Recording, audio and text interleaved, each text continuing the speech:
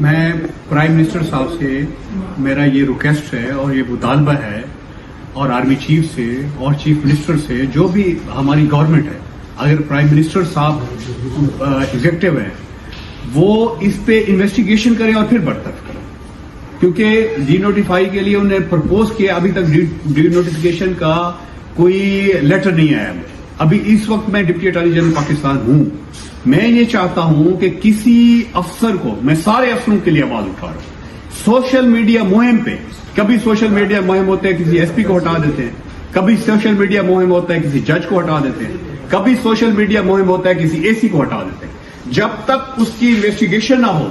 کسی ڈاکٹر کو ہٹا دیتے ہیں، اس وقت تک اس افسر پہ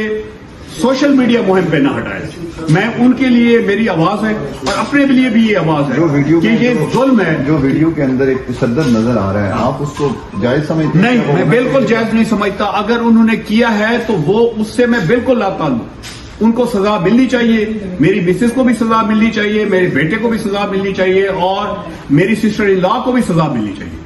انہوں نے جو کیا ہے وہ ان کے اوپر ایف آئی آر بھی ہو گئی ہے، ان کی انویسٹیگیشن بھی ہو رہی ہے، ان کی گاڑی بھی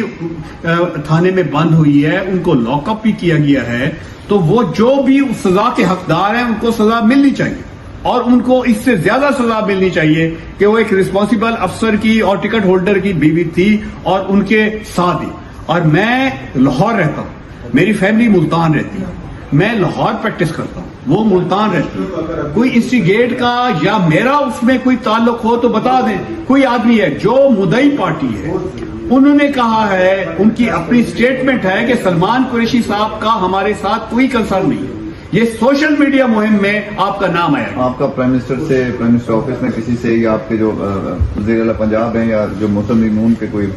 سینئر رہنما ہیں، کسی سے کوئی اس حوالے سے بات چیت؟ میں نے سب کو اپلیکیشن اپنی بھیج دی، میں نے پرائم منسٹر صاحب کو بھی بھیج دی ہے، چیف منسٹر صاحب کو بھی بھیج دی ہے، میاں نواز شریف صاحب کو بھی بھیج دی ہے۔ میرا یہ خیال ہے کہ وہ ایک میرٹ پہ فیصلہ کریں گے، وہ قانون اور آئین کی